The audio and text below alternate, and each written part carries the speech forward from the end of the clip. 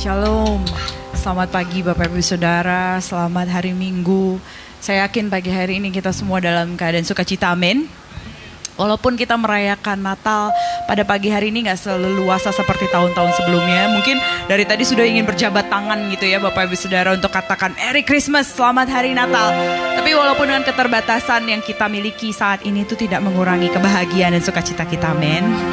Yes, mari Bapak Ibu Saudara, pada pagi hari ini adalah suatu sukacita kita bisa merayakan Natal karena kita ada pada pagi hari ini tuh karena berkat Tuhan, amin. Karena anugerah Tuhan kita bisa merasakan dan merayakan Natal 1 tahun lagi. Yesus lahir bagi kita bagi saya, bagi Bapak Ibu Saudara, untuk menebus kita, untuk membuat hidup kita lebih baik, membuat hidup kita baru, penuh damai, sukacita, amin. Yes, pagi hari ini mari kita berikan pujian, penyembahan yang terbaik di hari perayaan Natal ini. Mari kita benar-benar merasakan hadirat Tuhan yang luar biasa dalam hidup kita. Mengucap syukur atas apa yang sudah Tuhan lakukan. Saya undang Bapak Ibu Saudara untuk bangkit berdiri.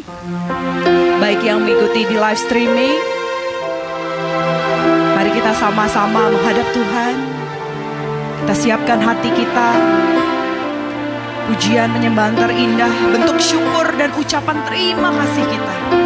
Terima kasih Tuhan, Kau telah lahir bagi kami, mengubahkan hidup kami. Hidup kami yang tidak baik menjadi baik Tuhan. Hidup kami yang tidak damai menjadi damai Tuhan. Hidup kami yang tidak ada harapan menjadi penuh harapan. Itu karena kelahiran-Mu dalam hidup kami Tuhan. Kami mengucap syukur, kami mau bernyanyi, kami mau bersorak bagi-Mu Tuhan. Sungguh indah Engkau Tuhan dalam hidup kami. Terima kasih Tuhan Yesus. Terima kasih Bapa Yahweh yang baik. Mari sama-sama angkat pujian ini, katakan Yesusku, penyelamatku, tiada yang seperti Engkau. Setiap hari ku memuji keajaiban kasih.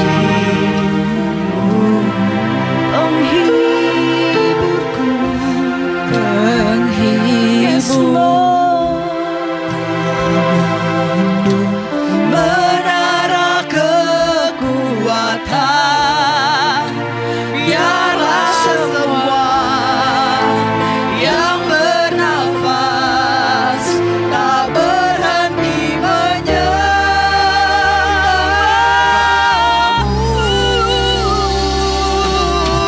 Nyanyi dan bersoraklah bagi Dia. Pujian, hormat, kuasa bagi Raja. Gunung tunduk, laut bergelora, mendengar nama-Mu Yahweh.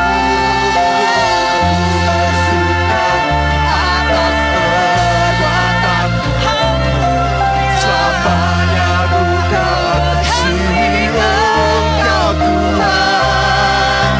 Tiada janji seperti yang ada padamu. Mari kembali katakan Yesusku. Yesusku, penyelamatku, tiada yang seperti Engkau. Setiap hari ku memuji keajaiban kasih-Mu. Menghibur kami, melindungi. Terima kasih. Menara kekuatan, biarlah semua yang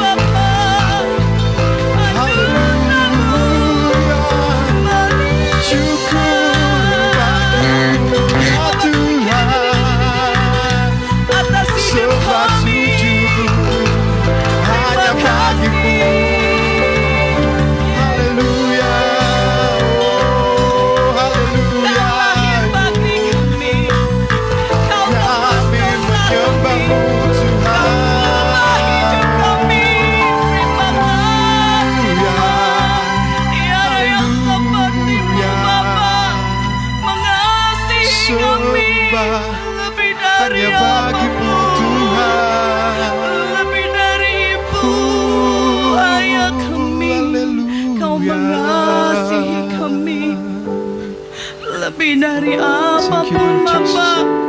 Sungguh kami merasakan, sungguh kami merasakan, menyaksikan kebaikan-Mu, menyaksikan mukjizat-Mu, kuasa-Mu sama dulu, sekarang, selamanya.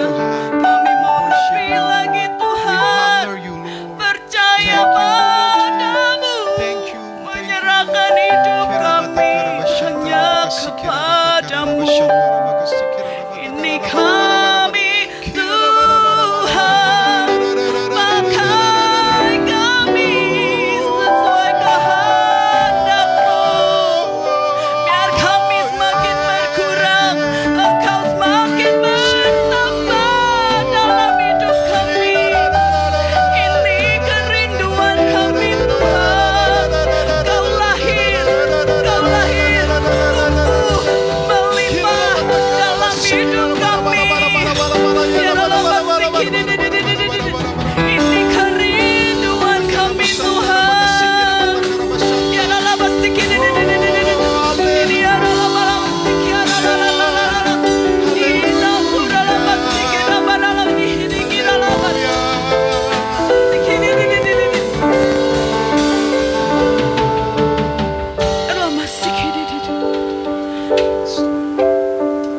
Mari jemaat katakan, nyanyi dan bersorak. Bersoraklah hai jiwa, kau punya Tuhan yang hebat, Tuhanmu dahsyat, yang lahir datang untuk menebus. Ya Allah, masih tidak ada pengorbanan yang sanggup melebihi ini Bapak Ibu Saudara. Yes, gunung, laut bergerak karena kuasanya Yahweh, Tuhan yang kita sembah, is the living God, yang Tuhan yang hidup. Tiada janji setia ada padamu. Nyanyi dan bersoraklah baginya. Pujian hormat kuasa bagi Raja. Gunung-gunung laut bergelora mendengarkan namamu. Yes, katakan, ku bersuka atas perbuatanmu dalam hidup kami. Samanya ku kasihi Engkau Tuhan. Tiada janji setia ada padamu. Tiada janji setia ada padamu. Tiada janji setia ada padamu. Mari beri tepuk tangan terindah. Haleluya. Tuhan kita, Yahweh. Terima kasih Tuhan. Kami tahu Tuhan, kelahiran-Mu yang kami rayakan pada pagi hari ini, inilah keajaiban dan kado terindah dari Bapa Yahweh dalam hidup kami. Terima kasih Tuhan. Sama-sama kita katakan amin. Siap merayakan kelahiran Tuhan Yesus Kristus dalam hidup kita? Amin. Yes. Yes. Mari katakan, Kau lahir bagi kami Tuhan.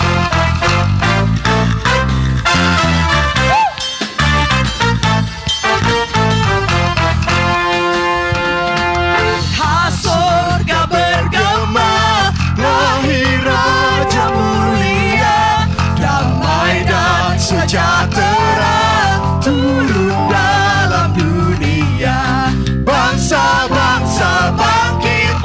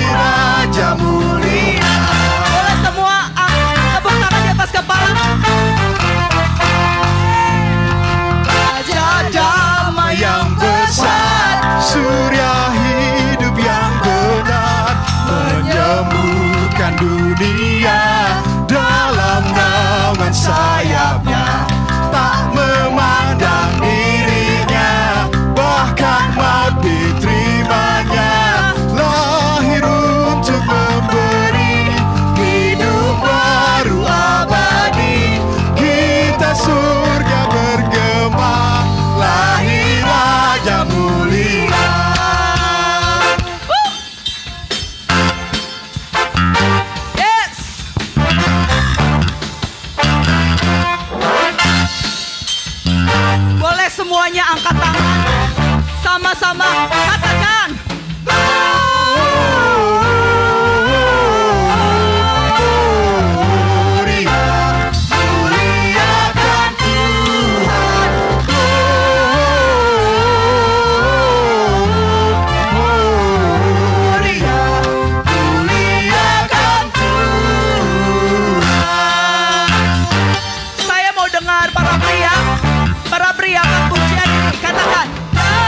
Pulau dan benua terdengar selalu terus. Mari yang mengikuti live streaming, pujian semua angkat pujian ini bagi nama penebus.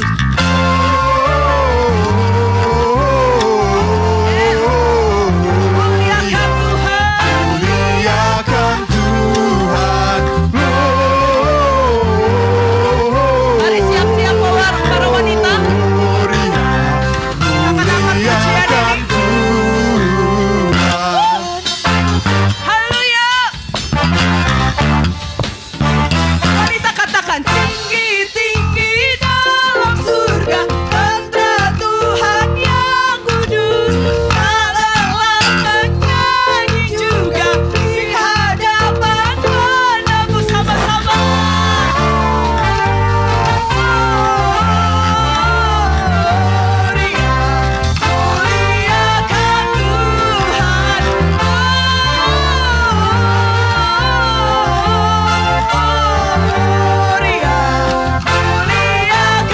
Sekali lagi katakan,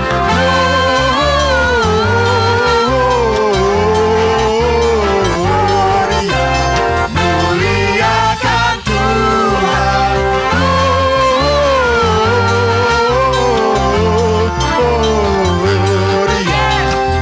Muliakan Tuhan. Muliakan Tuhan. Muliakan Tuhan. Haleluya. We praise you, Lord. Mari berikan tepuk tangan tinggi bagi Tuhan kita. Terima kasih Tuhan Yesus. Boleh silahkan duduk kembali Bapak Ibu Saudara. Begitu juga yang mengikuti di live streaming. Semua sukacita, amin. Yes, apapun keadaan kita, itu tidak merubah sukacita Natal kita, amin. Tidak merubah sukacita untuk kita mengingat betapa baiknya Tuhan bagi kita. Pagi hari ini, mungkin kondisi kita semua nggak dalam keadaan baik Bapak Ibu Saudara. Mungkin ada yang sehat, ada yang tidak sehat. Ada yang mungkin dalam pergumulan. Ada yang mungkin saat ini ada satu duka ya. Tapi kembali Bapak Ibu Saudara, kelahiran Tuhan Yesus itu bagi kita semua, amin. Dia buat kita punya pengharapan. Selama kita mengikuti Yesus ada satu kepastian Bapak Ibu Saudara. Ada banyak kesaksian dalam 1 bulan ini yang luar biasa saya alamin. Begitu dahsyat orang-orang yang tidak saya pernah hubungin masuk dalam mimpi saya. Kemudian Tuhan bicara. Dan kemudian Tuhan bicara ke orang lain, orang-orang pokoknya ini tidak saling mengenal, untuk menggerakkan satu lagi, untuk memberi kepada yang satu, saling tidak mengenal Bapak Ibu Saudara. Lalu suatu ketika saya tanya dengan salah satu teman saya yang sudah lama sekali tidak pernah saya hubungin ya, sekitar 5 tahunan, 4 tahunan gitu. What happened gitu, apa yang sedang terjadi, dan dia cerita dia persis seperti apa yang dalam mimpi saya. Bayangin Bapak Ibu Saudara, Tuhan bisa menggerakkan siapapun dalam hidupmu. Orang yang gak pernah dia sampai terkaget-kaget, dia bilang, "God, Grace, we have a living God." Yes, He's a living God. Kamu kenapa bisa mimpi? Saya gak tahu, saya gak pernah mikirin, saya gak pernah even tahu kabar kamu terakhir, karena kita hampir bisa dikatakan tidak, ya kalau dibilang putus hubungan masih ada update-update di Facebook gitu ya, di media sosial Bapak Ibu Saudara. Tapi secara intens call atau telepon 4-5 tahun kami gak pernah berhubungan.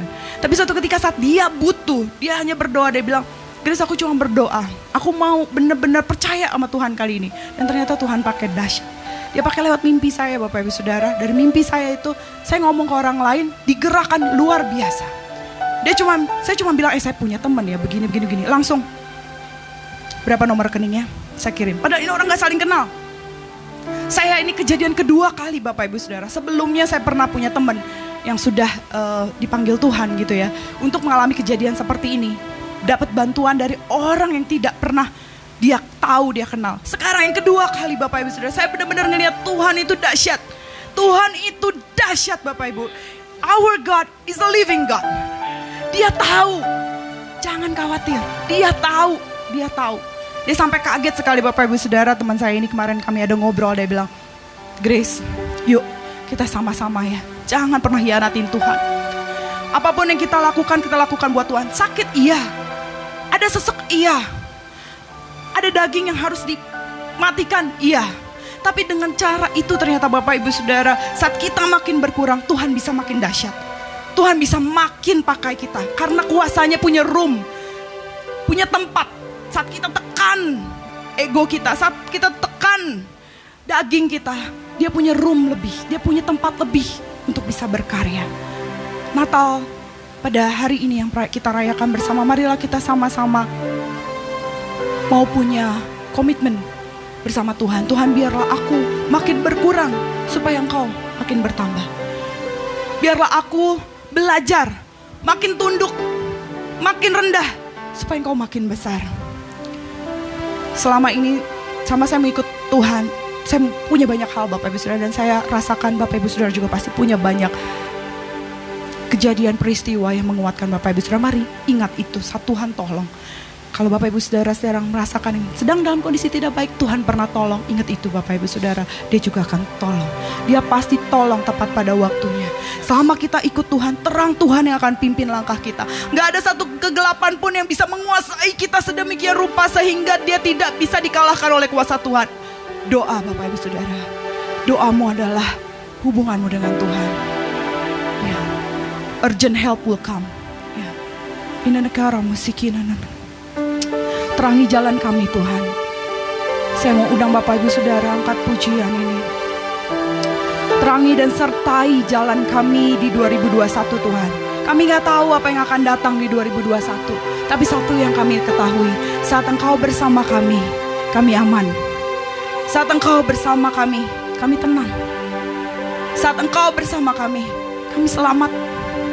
Saat Engkau bersama kami diluputkan. Saat Engkau bersama kami punya harapan dan kami bisa bahagia. Mari sama-sama katakan, semua karena anugerah-Mu hari ini ada. Bukan karena kuatku, namun karena Roh-Mu. Ku bawa hatiku, penyembahanku, ku semakin berkurang, Yesus semakin bertambah. Mengikut Yesus, itulah kesukaan hatiku. Ku lepas semua hakku untuk mengenal kehendaknya di hidupku. Mengiring Yesus, itulah kekuatan hidupku. Ku yakin anugerahnya mampu jadikanku hamba yang berkenan selalu. Di tempat Bapak Ibu Saudara berada saat ini, sama-sama katakan, karena Yes Lord, anugerah-Mu kami bisa lewati semua karena Engkau Tuhan. ini ada. Bukan karena kuat dan gagah kami, Bukan Yes, karena kuatku, benar Tuhan. namun karena Roh-Mu. Mari bawa penyembahan. Ke bawah This is hatiku, it Lord.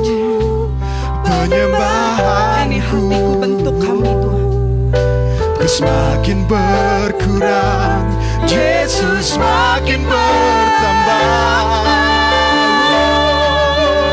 Mengikut Yesus, itulah kesukaan hatiku.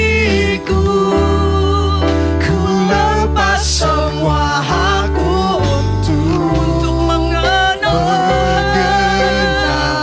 lebih lagi kehendaknya di hidup. pakai kami semua Tuhan. Mengiring Yesus, itulah kekuatan hidupku.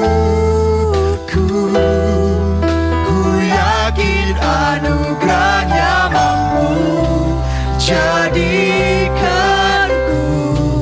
hamba yang berkenan. Boleh saya jemput Bapak Ibu Saudara untuk bangkit berdiri. Mari arahkan tanganmu tinggi, surga katakan Mengikut Yesus, itulah Ini deklarasi kami, Tuhan. kesukaan hati. Kami tahu pengorbananmu Tuhan. Ku lepas semua hakku untuk mengenal Wanna know you more and more, Lord. hidup. Take us higher, God. Take us higher. Yes, Jesus. Itulah kekuatan hidup. Thank you, Lord. Ku yakin anugerahnya mampu jadikanku hamba yang berkenan selalu. Mengikut Mengikut Yesus, itulah kesukaan hatiku. Ku lepas semua hakku mengenal kehendaknya di hidupku. Mengiring Yesus, itulah kekuatan hidupku. Ku yakin anugerahnya mampu jadikanku hamba yang berkenan selalu. Yes, Lord Jesus.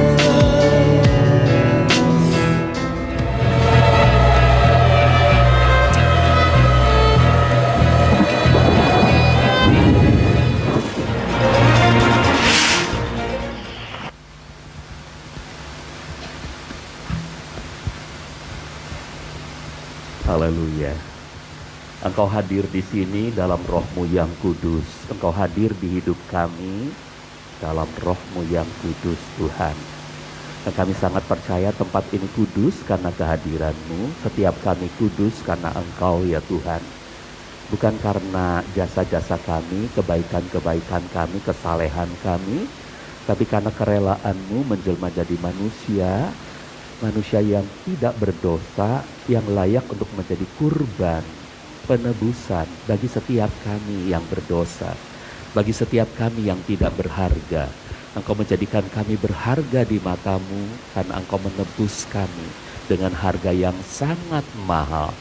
Karena itu kiranya hidup kami benar-benar menampilkan, mencitrakan keindahan Kristus, karakter Kristus yang luar biasa, anggun, mulia, indah, yang bisa memengaruhi orang lain, memberi terang pada kehidupan mereka, dan memberi pengharapan bagi mereka yang sedang hilang harapan, memberi kesembuhan kepada mereka yang sakit, dan jawaban bagi setiap pertanyaan kehidupan.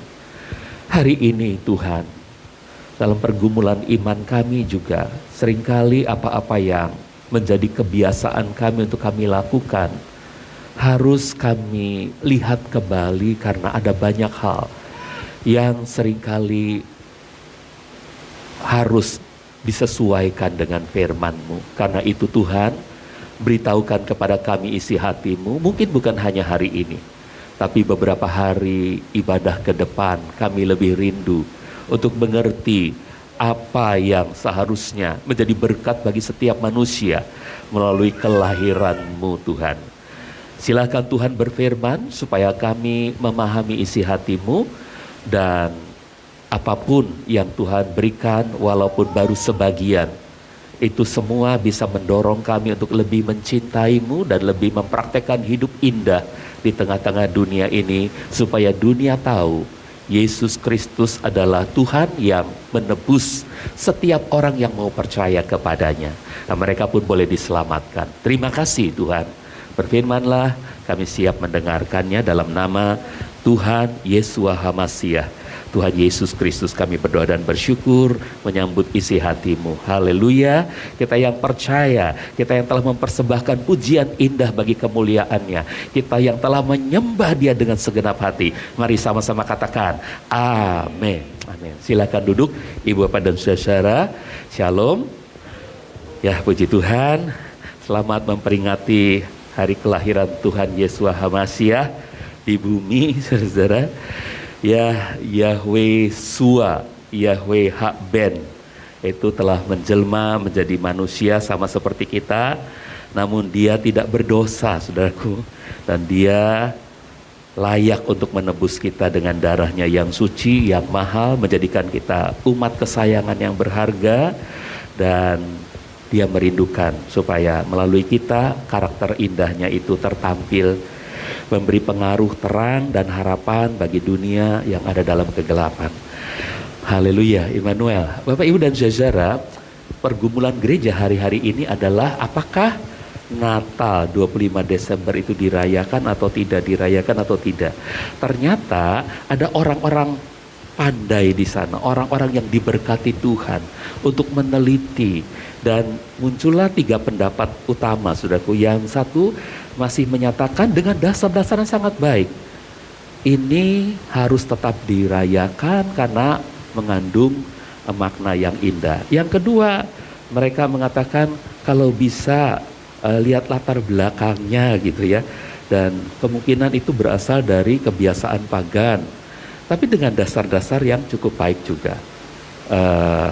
Lalu menyangkutkan kelahiran Tuhan itu dengan hari raya Pondok Daun. Yang ketiga mengatakan nggak usah lagi dilakukan karena itu kebiasaan pagan, dan ini disangkutkan Natal itu dengan hari raya Yom Teruah, ya, hari raya peniupan sangkakala atau hari raya hari raya peniupan sangkakala. Saudara-saudara, jadi ada 3 pendapat ya, 3 pendapat.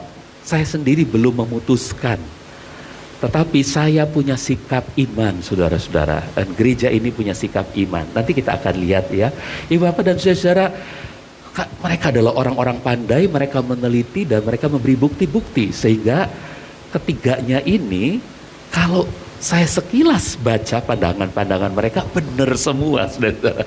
Jadi kalau benar semua, kita yang mesti punya sikap, saudara-saudara.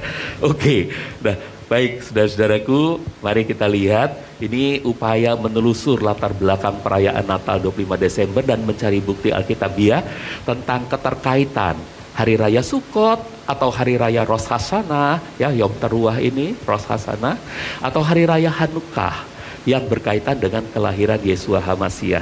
Jadi bukti yang mengatakan Natal tetap bisa dilaksanakan karena ini berkaitan dengan Hari Raya Hanukkah gitu, saudara. Yang satu lagi jangan, karena ini Natal sebetulnya terjadinya pada Hari Raya Sukkot. Yang satu lagi, Natal sebetulnya pada Hari Raya Rosh Hashanah. Nah, ada 3 pandangan, saudara-saudaraku, dan ini sangat luar biasa. Oke, mari saudara-saudaraku kita melihat history of Christmas ya, saudara-saudara. Yang pertama, saudara-saudara, kata Christmas itu, ini menurut mereka-mereka yang menelisik bahwa Natal ini berasal dari kebiasaan pagan. Jadi ini nanti akan dibantah oleh pandangan yang kedua. Mungkin pandangan yang kedua pada Januari gitu saya akan khotbahkan, saya akan sampaikan. Itu sebetulnya hasil pemikiran dari orang tersebut ya, tapi saya akan sampaikan kepada saudara karena itu juga berdasar, ada dasar-dasar alkitabiahnya.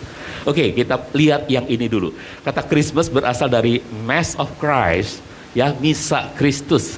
Misa terkadang juga disebut komuni atau ekaristi atau perjamuan Tuhan. Adalah saat ketika orang Kristen memperingati Yesus mati dan bangkit baginya. Misa Kristus atau perjamuan Tuhan dalam gereja, ya Katolik, berarti ya, gereja masih satu waktu itu Katolik ya, adalah satu-satunya acara gereja yang boleh dilakukan sesudah matahari terbenam dan sebelum matahari terbit berikutnya. Jadi Mass of Christ yang berkaitan dengan kelahiran Tuhan ya, sehingga umat bisa memperolehnya pada tengah malam. Demikianlah kita dapatkan nama Christmas yang berasal dari Christ Mass ya. Jadi Christmas itu berasal dari kata itu. Oke? Nah, tidak ada seorang pun yang tahu kapan Yesus itu dilahirkan karena tanggalnya tidak disebutkan dalam Alkitab. Lalu mengapa kita merayakan tanggal 25 Desember? Nah, sejak awal gereja pun sudah memperdebatkan hal ini. Bahkan kelahiran Yesus boleh jadi bukan pada tahun pertama Tarikh Masehi. Kita berpikiran Tarikh Masehi itu begitu Yesus lahir maka di tahun itulah, tahun pertama itulah ya Tarikh Masehi itu dibuat. Tidak, saudara-saudaraku ya. Bahkan kelahiran Yesus pun boleh jadi bukan pada tahun pertama Tarikh Masehi. Mungkin saja antara 2 sampai 7 tahun sebelum Masehi atau lebih diperkirakan pada tahun keempat ya sebelum Masehi. Ini hilang ya, kurang ya ke bawahnya ya. Esra ke bawahnya kurang ya sedikit ya. Oke, enggak apa-apa. Baik, saudara-saudara, jadi inilah sejarah Christmas selanjutnya. Catatan yang pertama tentang Christmas itu dirayakan pada tanggal 25 Desember adalah pada tahun 336. Jadi itu catatan pertama. Ya, pada tahun 336 dalam kalender masa Kekaisaran Romawi dikatakan itu adalah hari Christmas gitu, 25 Desember. Meski waktu itu belum menjadi perayaan resmi kerajaan Romawi oleh Kaisar Konstantin. Nah, bagaimanapun waktu itu di kalangan gereja sudah muncul beberapa teori dan cerita tradisi mengenai kelahiran Yesus. Tradisi yang terawal mengatakan bahwa hari ketika Maria dinyatakan akan mengandung, ya diisyaratkan akan mengandung adalah pada tanggal 25 Maret. Jadi mereka punya catatan-catatan di tanggal 25 Maret. Dan tanggal itu pun masih dirayakan oleh umat Katolik tentunya hingga sekarang sebagai perayaan Annunciation, ya, isyarat bahwa Maria akan mengandung. 9 bulan setelah itu, ya, yakni waktunya bayi itu dilahirkan jatuh pada tanggal 25 Desember. Jadi 25 Maret Annunciation, ya, Gabriel datang kepada Maria memberitahu dia akan mengandung dan tanggal 9 bulan kemudian 25 Desember dia melahirkan. Jadi ini gambarnya ya, malaikat datang kepada Maria dan itu dirayakan oleh gereja Katolik sampai sekarang. Nah, mengapa kita memperingati Annunciation hari ini? Itu orang-orang Katolik punya jawabannya ya. Karena itu adalah hari yang dianggap sebagai, nah ini dia. Orang-orang Kristen awal juga banyak berpikir bahwa dunia ini dijadikan tanggal 25 Maret. Bahkan kematian Kristus pun, ini mesti saya buka ya, saudara, mohon maaf. Saya lupa.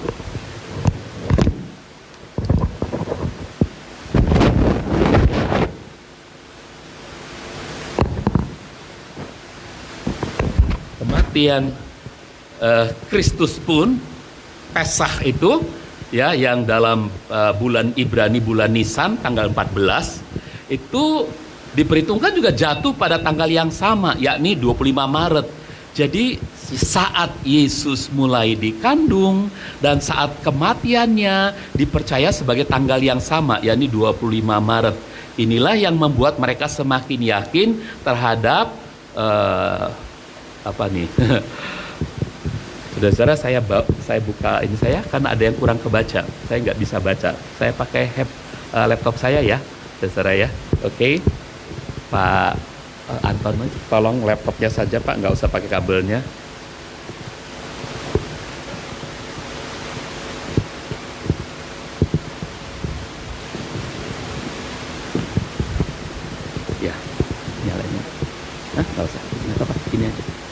Bisa. Ini aja kuat. Kalau kemarin kita ambil itu aja. Nggak apa-apa. Makasih ya Tony. Baik, Bapak Ibu sambil ini disiapkan. Jadi 25 Maret itu sebagai hari penciptaan sekaligus hari kematian Yeshua HaMashiach dan hari kelahirannya. Bukan, hari pemberian tahu bahwa Yesus akan dikandung. Oke, dan kata Christmas itu berasal dari udah ya. Oh, ini udah ya. Selesai ya. Pak, tetap dari sana, Pak. Ya, tetap dari sana. Saya coba melihat aja yang nggak kebaca nanti. Yang kebaca, yang tidak terbaca itu apa? Oke, saya hanya melihat dari sana. Sebentar ya, saudara, saya buka dulu yang di sini. Jadi kita tidak sedang berpihak, saudaraku, karena saya sendiri belum tahu pasti yang mana yang paling benar, tetapi kita harus punya sikap dalam hal ini. Nah, nanti ada sikap yang saya akan sampaikan kepada saudara, ya. Jadi hari penciptaan pun berbarengan dengan 25 Maret.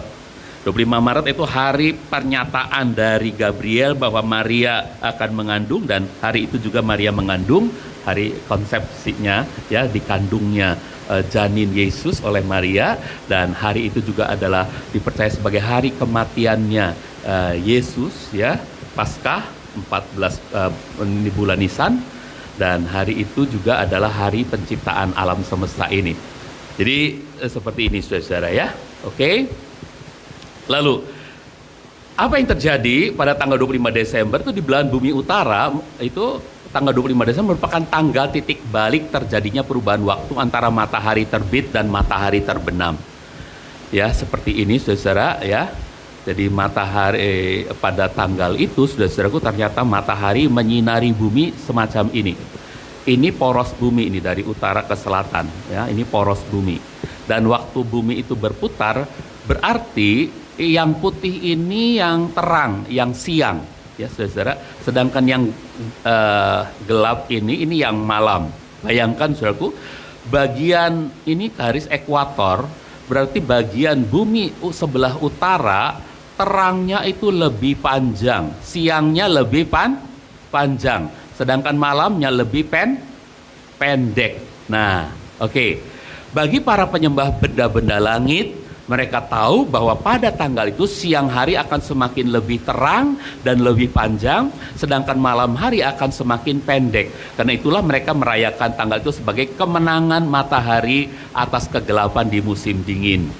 Dalam kepercayaan Persia, kemenangan atas kegelapan yang diperoleh dewa matahari mereka, orang-orang Persia punya dewa matahari namanya Mitra, itu dirayakan sebagai Yalda Night. Kata Yalda berarti lahir, sehingga perayaan itu memperingati lahirnya dewa Mitra, ya.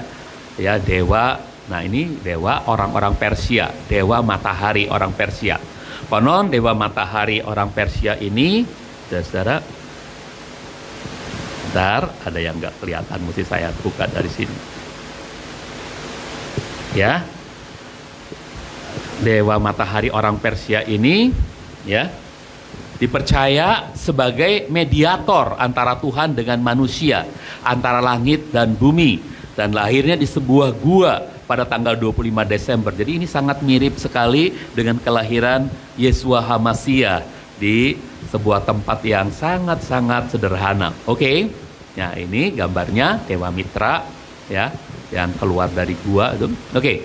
Kepercayaan Romawi ternyata banyak mengadopsi dewa-dewi bukan hanya dari orang-orang Yunani, saudara, melainkan juga dari berbagai wilayah yang dikuasainya, termasuk dari Persia.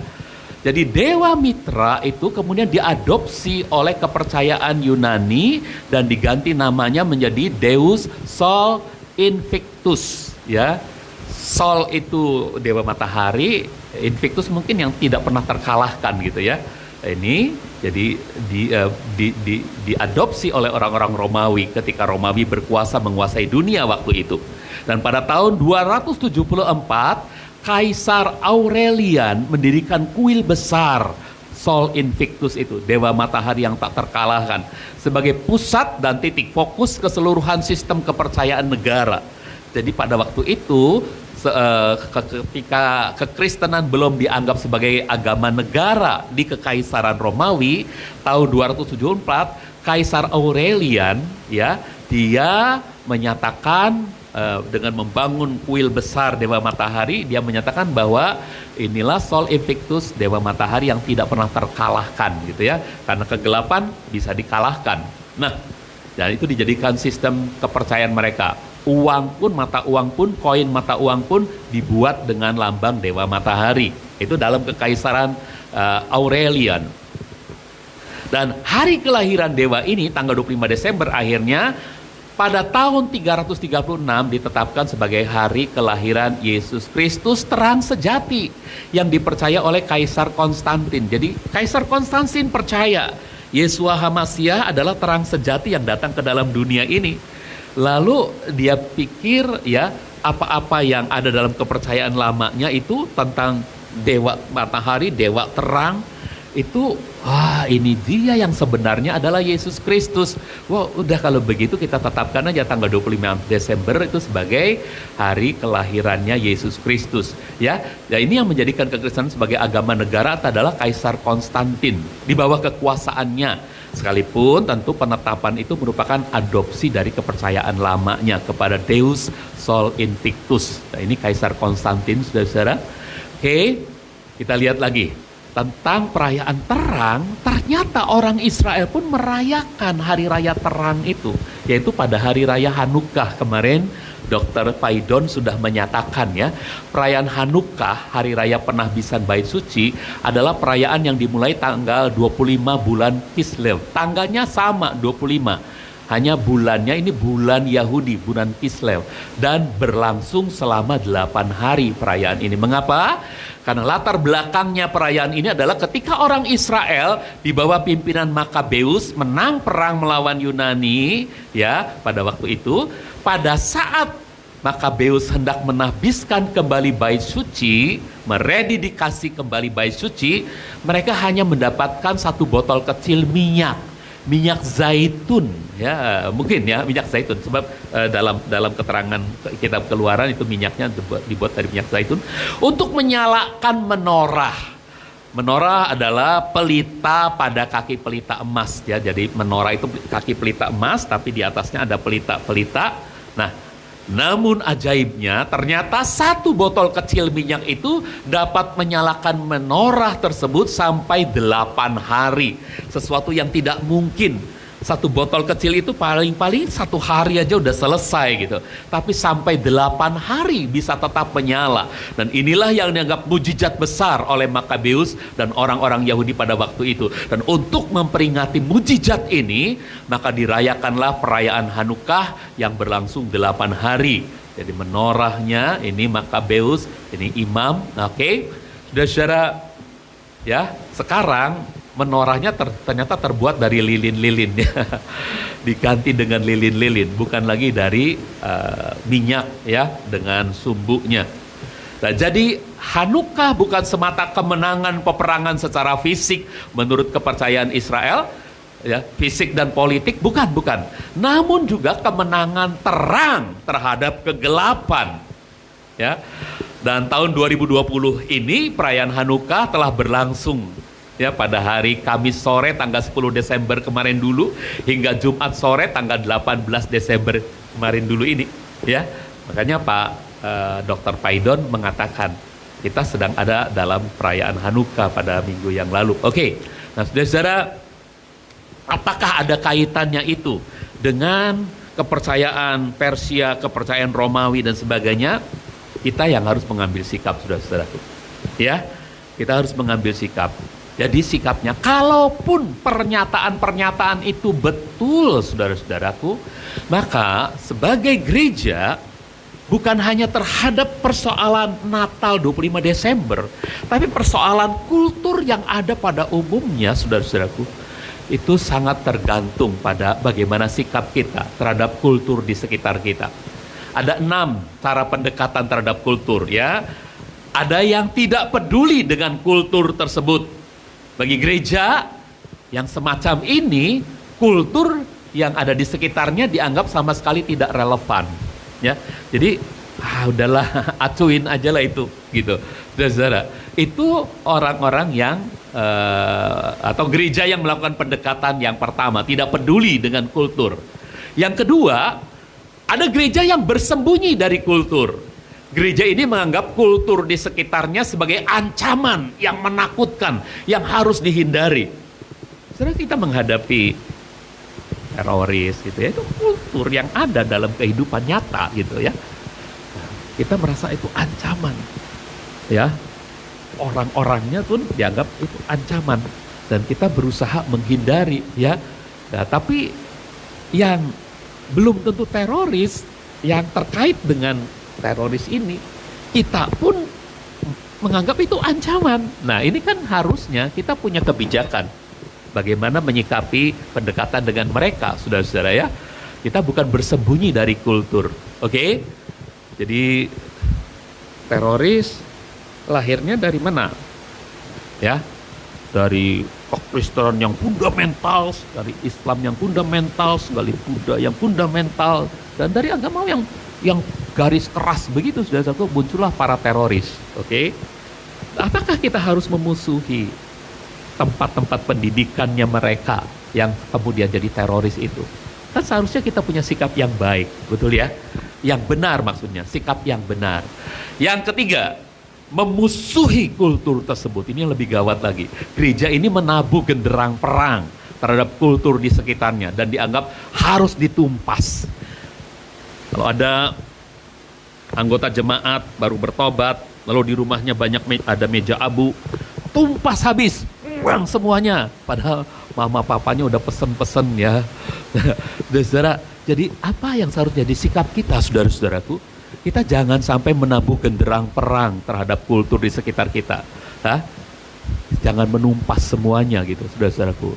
Ini gereja yang, ini tiga, ini hal-hal yang kurang baik. Lalu mulai hal-hal yang cukup baik buat gereja, berdamai dengan kultur tersebut.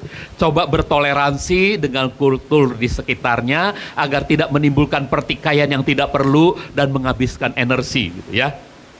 Nah, yang kelima cukup bagus ya, merangkul kultur tersebut meskipun tidak setuju dengan kultur di sekitarnya itu, tapi coba menawarkan alternatif tentang adanya kasih Tuhan bagi mereka gitu ya. Merangkul, bikin jembatan, coba tawarkan adanya kasih. Dan yang terakhir ini sikap yang terbaik, yang paling bijak kalau gereja bisa gitu ya. Memakai kultur tersebut untuk menjangkau kultur. Untuk dapat menjangkau kultur tersebut, maka kultur-kultur berikutnya, saudaraku, apapun yang lainnya, ya, gereja harus piawai memanfaatkan kultur tersebut. Gereja harus bisa masuk dalam kultur, misalnya soal meja abu, soal dan sebagainya. Gereja harus bisa memanfaatkan itu untuk menjangkau orang-orang yang ada di sekitar itu. Dan kalau ada perubahan berikutnya, gereja harus mampu menjangkau mereka juga melalui apa yang pernah dipraktekkan ketika menjangkau kultur yang pertama. Jadi mengenai tanggal 25 Desember, kalau gereja bisa memanfaatkan itu sebagai sesuatu yang bisa terbuka bagi kultur-kultur lainnya. Karena kultur itu bisa berubah, ya. Kultur itu bisa berubah seketika. Jadi keadaan kita yang biasanya ke gereja dengan ramai-ramai duduk berdekatan, itu kultur, tapi sekarang udah berubah dan kita bisa tetap menjawab kebutuhan yang berubah semacam ini.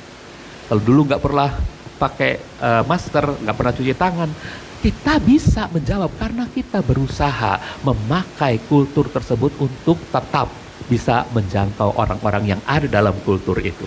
Nah, ini saudara-saudaraku, sebetulnya sikap kita yang seperti ini. Oke, tapi dapatkah persoalan ini? Gereja menelusuri kapan tepatnya hari kelahiran Kristus? Jawabannya ini, saudaraku. Gereja memiliki kitab suci, dan dalam kitab suci tertulis referensi, beberapa rujukan yang dapat ditelusur untuk mengarah pada kesimpulan kapan kira-kira tanggal kelahiran Yesus Kristus. Dan tiga pihak ini, saudaraku, sudah berusaha mengusahakan untuk meneliti dan mereka ternyata dapatkan bukti-bukti yang luar biasa. Ada 3 kelompok besar gereja yang telah melakukan penelitian dan hasilnya cukup menggembirakan. Kelompok pertama mengikuti penelitian yang dilakukan oleh kaum mesianik pada umumnya. Saya tadi malam cari tokohnya, tapi banyak sekali gitu saudara-saudara ya. Ya, banyak rabi-rabi juga, dan mereka membuktikan bahwa kelahiran Tuhan Yesus Kristus terjadi pada hari raya Pondok Daun, bukan 25 Desember. Itu kelompok pertama, jadi pada hari raya Pondok Daun. Tapi ada kelompok kedua mengikuti penelitian yang dilakukan oleh Dr. Ernest L. Martin yang diikuti oleh Bapak Iwan Stephen. Ini saudaraku, saudara bisa baca di blog Iwan Stephen, itu bagus sekali. Itu membuktikan bahwa kelahiran Tuhan Yesus, Tuhan Yesua terjadi pada hari raya Rosh Hashanah, bukan tanggal 25 Desember. Dan terakhir, jadi pada Rosh Hashanah ya, pada Yom Teruah. Adalah kelompok ketiga mengikuti penelitian Ibu Rita Wahyu, ini juga orang pintar, yang membuktikan bahwa hari kelahiran Tuhan Yesus adalah hari raya Hanukkah yang sama dengan Natal 25 Desember gitu ya. Saudara-saudara, jadi yang mana yang kita ambil? Tentu kalau kita belum tahu yang mana yang paling benar, kita tetapkan sikap tadi saudaraku. Kita seharusnya apapun yang kita lakukan itu dengan sebuah tujuan untuk kemuliaan Tuhan. Lalu orang yang ekstrim kanan bilang nggak boleh dilakukan, kamu tuh berdosa, melanggar firman Tuhan dan sebagainya. Tapi saudara-saudaraku, bagaimana pendekatan kita dengan orang-orang atau anak-anak dalam tanda petik, anak hasil hubungan gelap? Apakah kita akan membuang mereka? Karena menurut aturan mereka itu mereka nggak bisa ada di rumah Tuhan. Apakah kita punya sikap pada mereka yang cacat untuk tidak boleh melayani mimbar? Karena menurut aturan ini tempat kudus, nggak boleh orang yang cacat melayani rumah Tuhan. Apakah kita mau bersikap semacam itu, atau justru kita gunakan kultur untuk menjangkau kultur, memanfaatkan kultur untuk menjangkau orang-orang yang ada terkungkung dalam kultur itu, dan menjangkau juga kultur-kultur yang lain, saudara-saudaraku. Saudaraku, ada banyak yang jadi pertanyaan manusia di bumi ini yang gereja tidak bisa jawab. Apakah untuk mereka yang bercerai, gereja nggak bisa memberikan jawaban bagaimana kalau mereka mau bertobat dan mereka mau menikah lagi? Apa jawaban gereja? Ya saudara, harusnya gereja punya jawaban. Gereja nggak bisa menafikan, karena mereka manusia yang dikasihi oleh Tuhan. Bagaimana dengan kaum LGBT? Apakah gereja mau diam dan tutup mata, bahkan memusuhi, menghakimi, memakai pedang untuk menumpas? Atau justru kita belajar untuk mengerti siapa dia, masuk ke dalam kulturnya, tahu apa masalahnya, dan gunakan kultur itu untuk memenangi orang ini. Apa jawaban gereja? Ini akhir zaman, banyak persoalan yang harus kita hadapi, saudaraku. Jadi yang bilang itu pada Hanukkah itu Ibu Rita. Jadi orang-orang Israel, ini di Israel, saudaraku, kelihatannya pohon Natal ya. Ini di Israel ini pada hari raya Hanukkah, saudaraku. Jadi hari raya Hanukkah itu orang-orang Israel membuat semua suasana terang gitu. Karena ini hari raya terang, hari raya kegelapan dikalahkan oleh terang. Ya, minyak yang cuma untuk 1 hari bisa berlangsung sampai 8 hari. Gelap itu kalah oleh mujizat dan kuasa Tuhan. Amin. Saudara-saudara, jadi pandangan kelompok pertama itu Yesus lahir pada hari raya Sukkot. Ini ada 7 hari raya yang betul-betul diperintahkan Tuhan, ya. Memang ada hari raya Hanukkah, ada hari raya Purim, itu tambahan-tambahannya ya. Tapi 7 hari raya yang jelas-jelas termasuk dalam Torah itu, saudara, ya, Paskah, lalu roti tidak beragi, dan buah sulung. Ini 3 perayaan. Yang pertama di bulan Nisan, ya, di bulan Nisan, namanya lah Abib ya. Kok saya hilang? Abib, di bulan Abib atau bulan Nisan. Lalu ada hari raya yang di tengah ini ya, Shavuot, hari raya Pentakosta. ya. Dan berikutnya adalah ini terjadinya di bulan September Oktober kita. Ini kira-kira di bulan Maret April, ini kira-kira di bulan Pentakosta di bulan apa kalau di kita ya, Juli atau Mei, Juni ya gitu ya. Dan ini adalah hari raya terakhir di bulan September Oktober. Rosh Hashanah ya, hari raya pendamaian dan hari raya Tabernakel. Jadi orang-orang yang mempercayai Yesus lahir pada hari raya Sukkot itu mereka percaya ini bahwa melalui Kristus kebenaran akan tinggal atau bertabernakel di bertabernakel bersama dengan manusia, ya itu ya. Jadi hadirat Tuhan yang Maha Kuasa dan satu hari itu akan nyata melalui Yesus Kristus, maksudnya begitu ya. Oke. Dan kita juga nanti akan memerintah selama 1000 tahun. Nah, kita coba yang pertama ya, yang mengikuti alur pikir Hari Raya Pondok Daun. Sedikit aja saudara. Imamat 23 ayat 34 dan 35 menjelaskan bahwa setiap tanggal 15 bulan ke-7, bulan Tisri, umat Israel diperintahkan Tuhan untuk merayakan Hari Raya Pondok Daun. Hari Raya Sukkot. Kemudian selama 7 hari mereka harus terus merayakan itu hingga hari yang ke-8. Ya, katakanlah kepada Bani Israel demikian, setiap tanggal 15 bulan ke-7 itulah hari raya Pondok Daun. Ini bulan ke-7-nya Ibrani ya, saudara, bukan bulan ke-7 nasional ya. Itulah atau internasional bukan. Itulah hari raya Pondok Daun yang berlangsung 7 hari bagi Yahweh. Hari pertama haruslah itu menjadi pertemuan kudus bagimu. Kamu tidak boleh melakukan pekerjaan apapun, dan hari ke-8 pun demikian, saudara. Oke? Kemudian selama 7 hari kamu harus mempersembahkan persembahan api-apian bagi Yahweh. Pada hari ke-8 harus juga menjadi pertemuan kudus bagimu, dan kamu harus tetap mempersembahkan persembahan api-apian bagi Yahweh. Itulah hari perkumpulan raya. Kamu tidak boleh melakukan pekerjaan apapun pada hari itu. Dan Imamat 23 ayat 42 sekarang sampai 43 menjelaskan bahwa umat Israel harus tinggal di pondok-pondok daun selama 7 hari untuk mengingatkan generasi-generasi Israel berikutnya bahwa Yahweh telah memerintahkan umat Israel untuk tinggal di pondok-pondok daun ketika Yahweh mengeluarkan mereka dari tanah Mesir. Ayatnya seperti ini, kamu harus tinggal di dalam pondok-pondok daun selama 7 hari. Semua orang Israel asli harus tinggal di dalam pondok-pondok daun itu, supaya generasi-generasimu tahu bahwa aku telah membuat Bani Israel tinggal di pondok-pondok daun ketika aku membawa mereka keluar dari tanah Mesir. Akulah Yahweh Elohimmu. Jadi ini pondok-pondok daun yang dibuat oleh orang Israel ya.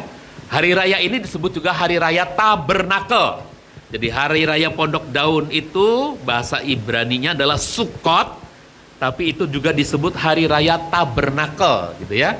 Dan untuk mengingatkan bahwa selama Bani Israel tinggal di pondok-pondok daun atau di kemah-kemah mereka, itu adalah kemah yang sementara ya, tabernakel. Yahweh pun bersedia tinggal di kemah atau di tabernakel bersama mereka. Keluaran 25 ayat 8 dan 9, haruslah mereka membuat tempat kudus bagiku. Tempat kudus ini adalah tabernakel, supaya aku dapat berdiam di tengah-tengah mereka. Berdasarkan segala hal yang kuperlihatkan kepadamu berkenaan dengan pola tabernakel dan pola segala perkakasnya, demikianlah kamu harus membuatnya. Jadi ini tabernakel dengan pagar pelatarannya, ini kemahnya, ada mezbah kurban bakaran, ada bejana pembasuhan, dan ini perkemahan umat Israel yang keluar dari Mesir di bawah pimpinan Musa. Mereka berjalan selama 40 tahun dan Tuhan hadir di tengah-tengah mereka di dalam tabernakel itu.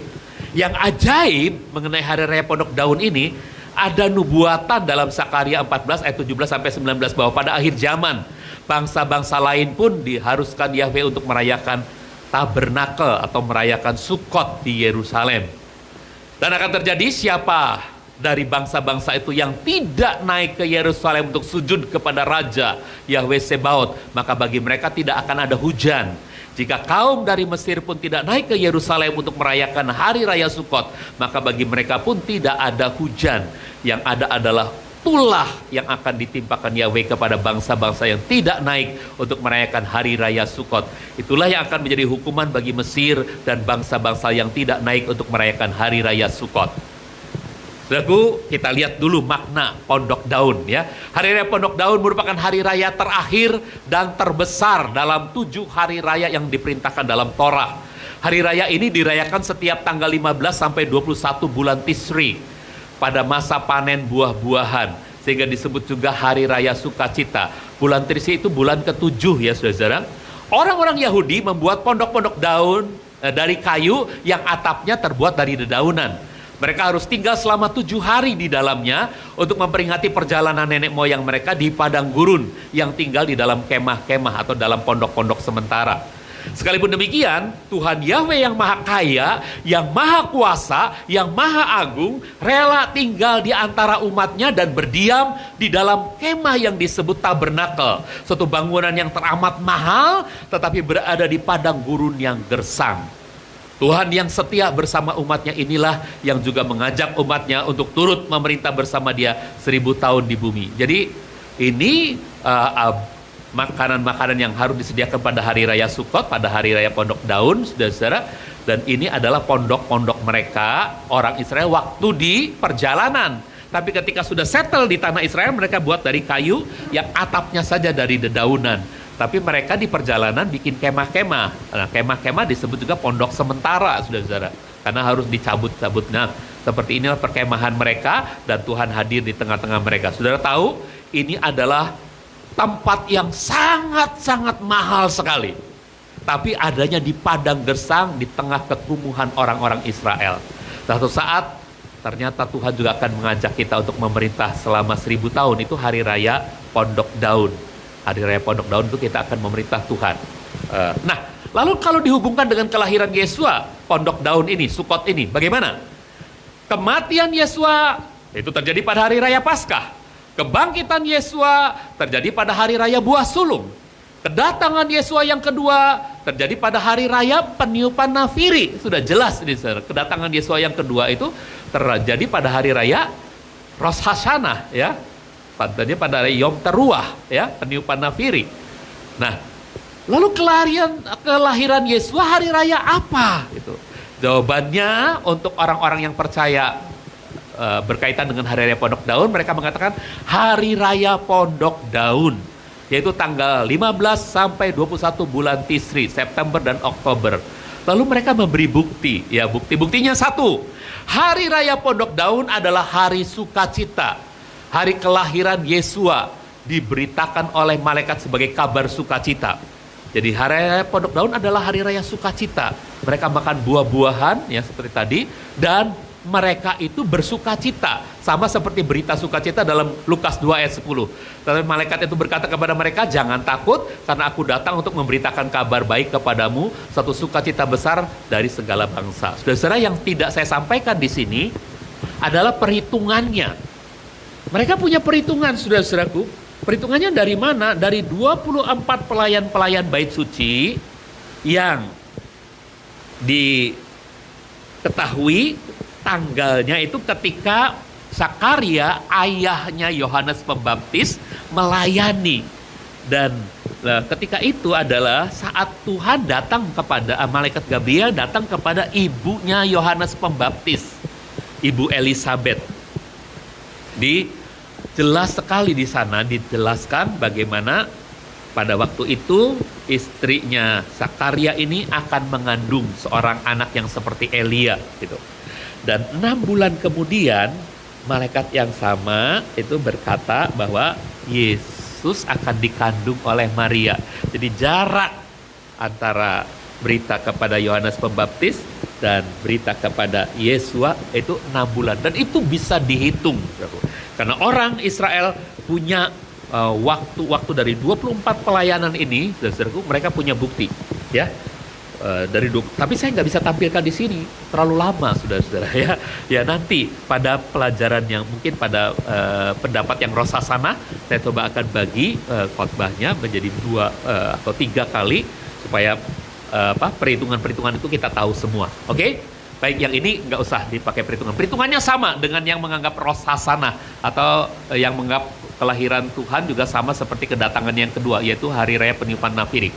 Oke, jadi nanti pada khotbah yang itu saya akan sampaikan perhitungannya, ya. Tapi sekarang kaitannya dengan berita perjanjian baru saja. Hari raya Pondok Daun adalah hari raya sukacita, dan berita tentang kelahiran Yesua juga adalah berita sukacita. Yang kedua, ya, ini berita sukacitanya. Yang kedua, Yerusalem dan kota-kota sekitarnya termasuk Bethlehem hanya penuh peziarah pada waktu Paskah, pada hari raya Paskah, pada hari raya Pentakosta, dan pada hari raya Pondok Daun. Paskah sudah berlalu, Pentakosta sudah berlalu, dan pada waktu itu adalah hari raya Pondok Daun, sehingga penuh peziarah, hotel-hotel semua penuh, penginapan penuh. Dan sensus penduduk mungkin berpengaruh pada kepadatan pemudik, tetapi itu tidak terlalu signifikan. Karena yang berasal dari Bethlehem kan cuma sedikit, saudaraku. Tapi yang mau merayakan Paskah di Yerusalem, yang mau merayakan Pondok Daun di Yerusalem itu sangat banyak. Nah, dibandingkan dengan peziarah hari raya, orang-orang yang ikut sensus itu mungkin tidak terlalu banyak. Oke. Dan Kejadian 33 ayat 17 mengatakan bahwa Yakub itu Israel, ya, leluhurnya orang-orang Israel, ya, Yakub anaknya Ishak, cucunya Abraham, itu membuat pondok untuk ternaknya dalam Kejadian 33 ayat 17. Oh ya, ini dulu ya. Jadi waktu Yusuf membawa Maria datang ke Bethlehem, ya jadi memang udah penuh semua ya, tapi tidak ya itu bukan karena sensus melulu, tapi bisa jadi ini karena peringatan hari raya Pondok Daun. Lalu Kejadian 33 ayat 17, Yakub berangkat menuju Sukot. Di sana ia mendirikan tempat tinggal baginya dan membuat pondok-pondok baginya. Jadi Sukot itu adalah sebuah kota, tetapi dari nama kota itu sama seperti apa yang dilakukan oleh Yakub, yaitu dia membuat pondok-pondok ternaknya. Itu sebabnya orang menamai tempat itu Sukot. Ya, atau ketika Yakub sudah membuat pondok-pondok, baru orang menamai tempat itu kota Sukot gitu ya. Oke, nah jadi saudara-saudaraku, kemungkinan besar Yusuf ditawari pondok oleh penduduk Bethlehem yang sedang merayakan Sukot. Penduduk Bethlehem merayakan Sukot, ya. Di rumah-rumahnya ada pondok-pondok yang dia bangun. Lalu waktu Yusuf dan Maria mau cari penginapan nggak dapat, ke sana nggak dapat. Lalu ada yang panggil, udahlah di sini saja, ya gitu saudara-saudaraku. Jadi disediakan pondok. Pondok itu memang untuk binatang ini yang diberikan ya. Yang untuk dia dan keluarganya mungkin dia juga bikin pondok, tapi dia bikin lagi yang untuk binatang itu diberikan untuk Yusuf dan Maria. Oke. Nah, kemudian Yohanes 1 ayat 14 jelas mengatakan pada inkarnasi Tuhan ini, firman berdiam di antara kita. Skenoo ini dalam bahasa terjemahannya disebut bertabernakel. Berdiam di dalam itu bertabernakel. Jadi Yesua bertabernakel pada hari raya tabernakel atau bersukot, ya, berpondok pada hari raya Pondok Daun. Nah, gitu saudara. Jadi firman itu sudah menjadi daging, Yohanes 1 ayat 14, dan berdiam atau bertabernakel di antara kita. Dan ini mencocokkan berita perjanjian baru dengan hari raya Pondok Daun sebagai hari kelahiran Tuhan kita. Kita sudah melihat kemuliaannya, yakni kemuliaan sebagai putra tunggal Bapa penuh anugerah dan kebenaran. Dan setelah itu 8 hari kemudian, pada hari ke-8 itu disebut hari Shemini Atseret. Dalam Imamat 23 ayat 36 dikatakan pada hari ke-8 haruslah juga menjadi pertemuan kudus. Jadi Shemini Atseret bagi kamu, ya. Dan kamu harus tetap mempersembahkan persembahan api-apian bagi Yahweh. Itulah hari perkumpulan raya. Kamu tidak boleh melakukan pekerjaan apapun pada hari itu. Setelah Yesus lahir 8 hari kemudian, apa yang terjadi? Yesus disunat, ya. Nah, disunat itu bisa jadi terjadinya pada hari raya Shemini Atseret. Saudara, ya. Ini Lukas 2 ayat 21, ketika genap 8 hari untuk menyunatkan bayi itu, dia pun diberi nama Yesua sebagaimana yang telah disebutkan oleh malaikat sebelum dia dikandung oleh ibunya. Lalu dia disunat, ya, menyunatkan bayi itu. Dia pergi ke Yerusalem dan itulah hari raya Shemini Atseret, the 8th day of the assembly, yang ada pada satu kelompok hari raya Pondok Daun. Ini perayaan terakhirnya disebut Shemini Atseret, ya, fellowship with the king. Ya, kenapa bisa fellowship with the king? Skinnya sudah dilepas, jadi fellowship dengan Abba itu Jelas ya? Oke, dan sekarang apa maknanya bagi kita kalau itu adalah soal hari raya Tabernakel atau hari raya Pondok Daun? Saudara-saudaraku, dia bertabernakel bersama dengan kita. Jadi seburuk apapun kemahmu, Yesua bersedia tinggal di dalamnya.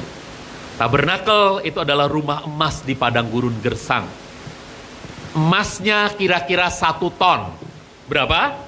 1 ton. Kalau 1 gram aja 1 juta sekarang, maka rumah atau kemah seharga 1 triliun ada di padang gurun gersang. Saudara-saudaraku, rumah 1 triliun itu ada di antara kira-kira 500.000 kemah-kemah kumuh orang Israel. Jadi artinya apa, saudaraku? Yahweh yang maha kudus, yang maha kaya, yang maha agung, rela berdiam di antara keluarga-keluarga yang mungkin anggota-anggotanya punya kepahitan. Anggota-anggota keluarganya punya rasa tertolak. Anggota-anggota keluarganya culas, pemarah, iri hati, sombong, dan lain-lain. Tapi Yahweh bersedia tinggal bersama dengan mereka. Siapapun hidup saudara, latar belakang saudara, lihat. Dia yang berkemah atau bertabernakel di antara kita. He who tabernacle among us. Dia itu adalah Tuhan yang hari ini kita rayakan kelahirannya karena dia bersedia tinggal bersama saudara. Bukan hanya dalam perhimpunan kita ini, tapi dia ada di dalam hati kita, di dalam tubuh kita. Saudara, tubuh kita disebut sebagai tempat tinggalnya. Saudara, itu sangat jelas. 2 Korintus 5 ayat 1 mengatakan rumah tabernakel duniawi atau tubuh jasmani kita ini memang satu saat akan dibongkar. Kita akan meninggal. Coba baca dulu ayatnya. Sebab kamu tahu bahwa bila mana rumah tabernakel saudara di bumi ini, duniawi kita ini dibongkar, kita mempunyai suatu bangunan dari Tuhan. Itu sebuah rumah yang kekal di surga yang tidak dibuat oleh tangan manusia. Ini fana. Ini tubuh fana. Ini tubuh yang kotor sebetulnya, saudaraku. Tapi dia rela tinggal di sini. Karena apa? Karena dia memang mau bertabernakel bersama dengan kita. Tapi tubuh fana ini bisa ringkih. Tubuh fana ini bisa sakit. Tubuh fana ini bisa mati. Namun setelah kita mati, kita akan punya tubuh yang baru, tubuh kemuliaan. Tempat Tuhan berdiam selamanya. Itu bukan tabernakel lagi namanya. Itu permanently. Dia selalu bersama dengan kita. Saudara-saudara yang dikasihi Tuhan, ketika kita masih hidup di dunia ini, di tubuh fana inilah Dia mendiami kita. Dia ingin menyatakan kehadirannya ke tengah-tengah dunia. Apakah saudara tahu bahwa tubuhmu yang mungkin sering pegelitmu, sering capek, sering ngos-ngosan, di situ dia ingin menampilkan pribadinya yang indah untuk saudara pancarkan kepada sesamamu. Melalui perkataanmu, melalui perbuatanmu, melalui gagasan-gagasanmu. Kalau engkau menjadi berkat di kantor, karena engkau cemerlang di sana, karena roh Tuhan yang lebih besar dari apapun berdiam di dalammu. Amin, saudara-saudara. Saudara, inilah bukti Yesus rela bertabernakel di dalam tubuh kita yang fana. 1 Korintus 3 ayat 16 mengatakan, tidak tahukah kamu bahwa kamu adalah tempat suci Elohim dan roh Elohim berdiam di dalam kamu. Kamu adalah tempat kudusnya, tempat sucinya Elohim. Luar biasa. Yang ringkih, yang bisa sakit-sakitan, yang bisa punya nafsu bejat, ternyata dia mau tinggal di sini, saudara-saudaraku. Ternyata dia mau tinggal di sini. Tapi dia mengatakan, kamu itu kudus bagiku. Kados lo Yahweh, logonya gereja kita. Kita ini kudus baginya. Jadi seharusnya dalam hidup kita, kita tahu betul bagaimana kita bisa memengaruhi orang lain, bisa membuat orang lain tertarik untuk datang kepada Yesus. Bukan makin menjauhi, karena kita kudus. Wah, itu penjudi, saya harus jauh. Wah, itu orang yang suka menista orang lain, saya harus jauh. Mungkin dimatikan aja Pak Anton ya. Oke, biar aja. Oke, nah saudara-saudaraku, 1 Korintus 6 ayat 19 mengatakan, atau tidak tahukah kamu bahwa tubuh kamu adalah tempat kudus bagi Roh Kudus yang ada di dalam kamu, yang kamu peroleh dari Elohim, dan kamu bukan milik kamu sendiri. Karena itu hai saudara-saudara, kalau saudara sekarang belum meyakini betul, ini ajakan Tuhan, kerinduan Tuhan. Tuhan sangat merindukan. Melalui kemurahan Tuhan, Paulus menasihati kita untuk mempersembahkan tubuh kita sebagai persembahan yang hidup, kudus, dan berkenan kepada Tuhan. Itulah ibadah kita yang seharusnya. Saudara-saudaraku, mari dalam peringatan Yesua lahir, mari kita jangan hanya ingat Tuhan lahirlah, hidupku ini seperti palungan, hidupku ini seperti kandang. Engkau bisa lahir di sini di kandang ini Tuhan. Jangan, saudaraku. Tapi mari kita berikan tubuh kita. Ini tubuhku Tuhan. Diamlah di sini, menjadi besarlah bersamaku, berkuasalah. Kalau saudara setiap tahun cuma peringati dia lahir di kandang, dia cuma tetap jadi bayi aja tiap tahun, saudara. Tapi ketika engkau mempersembahkan tubuhmu, dia akan hidup di dalammu dan menjadi besar, menjadi berkuasa, dan menjadi pendorong kita untuk terus menjadi pemenang di tengah-tengah dunia, pemenang jiwa-jiwa, memberi pengaruh positif kepada lingkungan kita, memberi harapan bagi orang-orang yang membutuhkan. Itulah yang Tuhan mau pada perayaan Natal kita ini, saudaraku. Dia bertabernakel di dalam kita dan mewujudkan kehendaknya. Kalau pandangan bahwa Natal itu pada hari raya tabernakel, ini kira-kira kecocokannya. Tapi mungkin pada khotbah-khotbah yang akan datang, data-data mereka pun sangat akurat. Jadi kita dengarkan ya saudara-saudara. Mau kan ya? Mau ya? Pelajaran khotbahnya, ada apa-apa ya saudara-saudara? Oke, saudaraku, mari kita bangkit berdiri. Aku punya Tuhan yang besar, katakan lagu ini. Kita nyanyikan lagu ini.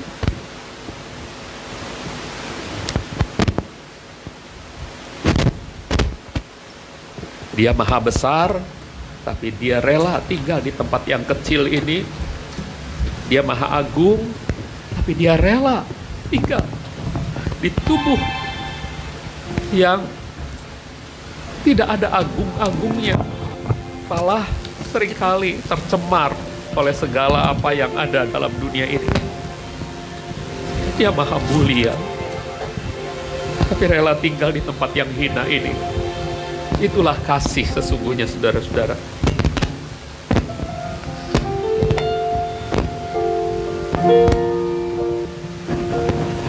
Kita bersiap untuk perjamuan Tuhan.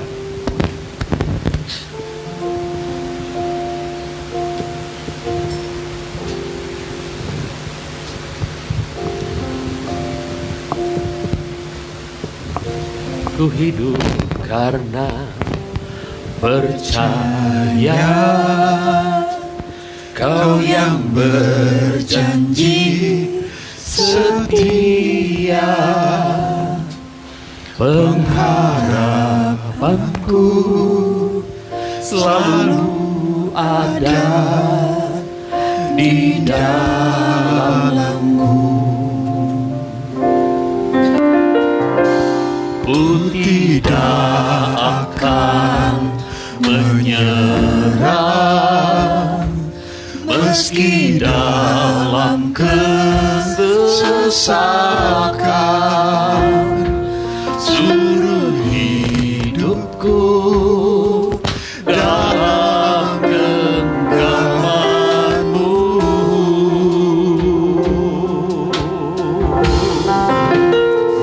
Aku punya Tuhan yang besar, yang telah berjanji dan sanggup menggenapi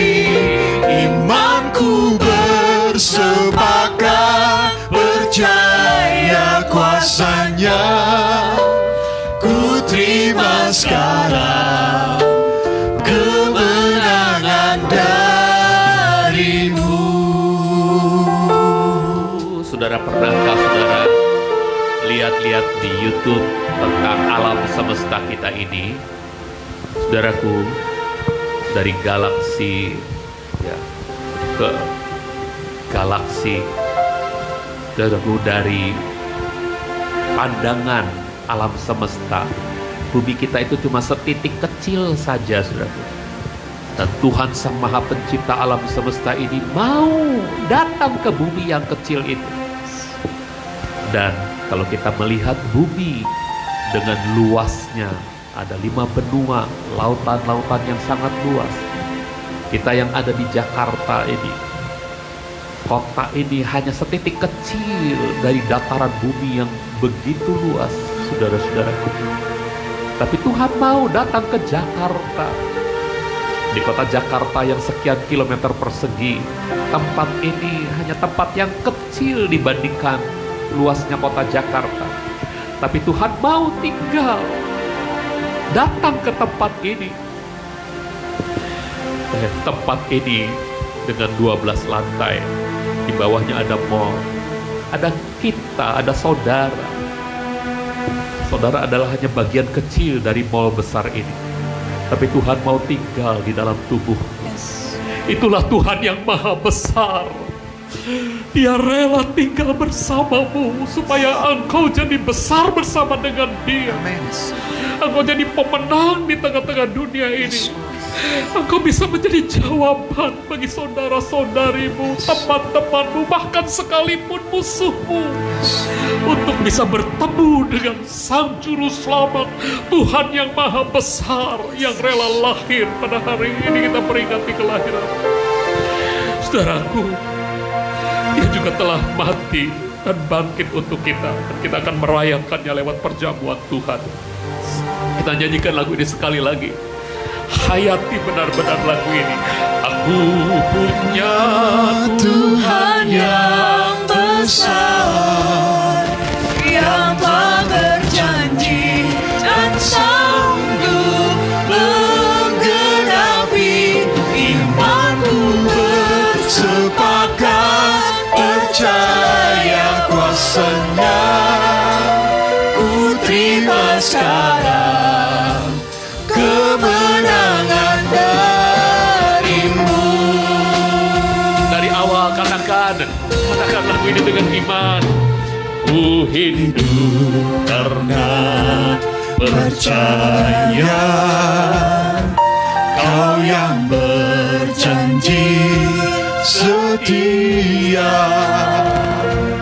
pengharapanku selalu ada di dalam-Mu.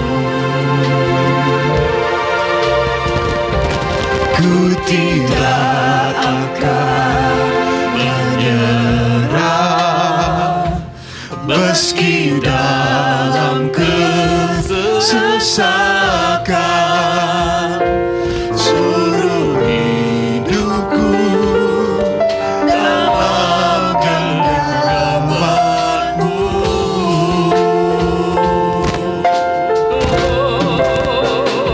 Aku punya Tuhan yang besar, yang telah berjanji dan sanggup menggenapi imanku, bersepakat percaya kuasa-Nya, ku terima sekarang kemenangan darimu. sekali lagi katakan, aku punya Tuhan yang besar. Aku punya Tuhan yang besar, yang telah berjanji dan sanggup menggenapi imanku, bersepakat percaya kuasa-Nya, ku terima sekarang kemenangan darimu. Ku terima sekarang, ku terima sekarang, ku terima sekarang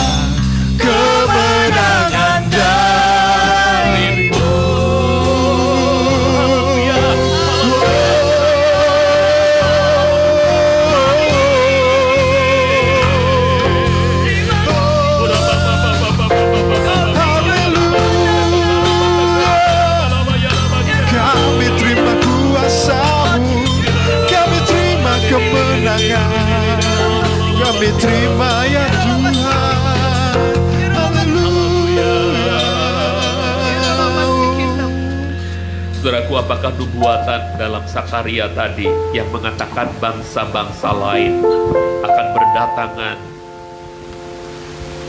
merayakan hari raya Tabernakel, hari raya Sukkot, hari raya Pondok Daun?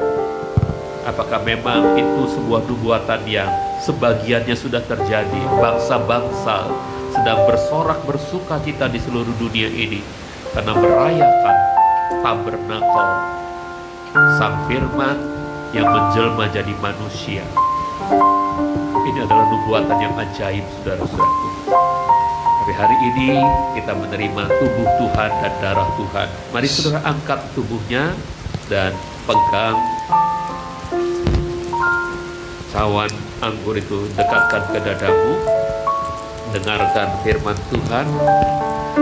Demikian firman Tuhan. Lalu Yesua berkata kepada mereka, sesungguh-sungguhnya aku berkata kepadamu, jika kamu tidak makan daging anak manusia dan minum darahnya, kamu tidak mempunyai hidup di dalam dirimu. Siapa yang makan dagingku dan minum darahku, ia mempunyai hidup kekal, dan aku akan membangkitkan dia pada akhir zaman. Sebab dagingku sesungguhnya adalah makanan, dan darahku sesungguhnya adalah minuman. Siapa yang makan dagingku dan minum darahku, ia tinggal di dalam aku, dan aku di dalam dia.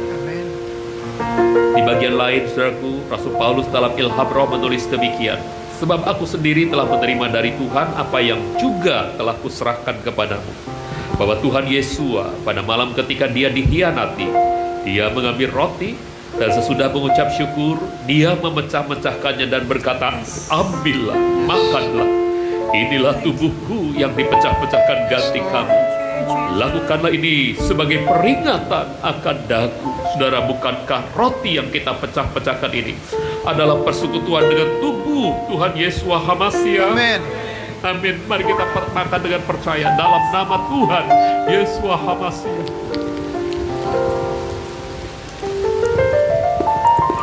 Terima kasih Tuhan. Persiapkan cawanmu, saudara. Angkat tinggi. Dengarkan firman Tuhan. Dan demikian pula cawan itu sesudah makan seraya berkata, cawan ini adalah perjanjian baru di dalam darahku. Lakukanlah ini sesering kamu dapat meminumnya sebagai peringatan akan daku. Saudara, bukankah cawan pengucapan syukur yang atasnya kita ucapkan syukur ini adalah persekutuan dengan darah Tuhan Yesus HaMasiah? Amin. Haleluya. Mari kita minum dengan percaya dalam nama Tuhan Yesus HaMasiah. Haleluya. Terima kasih Tuhan. Terima kasih Tuhan.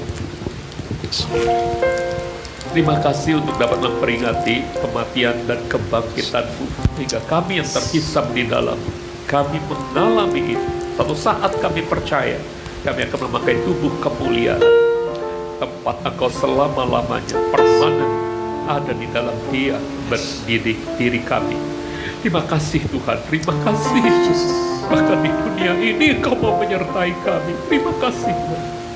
Doa kami untuk seluruh anggota jemaat GBT Tuberta HOB ini Tuhan, bersama-sama kami berdoa buat setiap yang mempunyai pertanyaan, membutuhkan jawaban dari firman-Mu, dari hadirat-Mu, dari-Mu ya Tuhan. Kiranya Tuhan memberi jawaban kepada mereka. Tuhan menjadi pemuas dahaga mereka. Tuhan mengenyangkan mereka dengan makanan-makanan yang memuaskan dan mengenyangkan, terutama dengan membuat mereka, jiwa mereka tentram, damai sejahtera.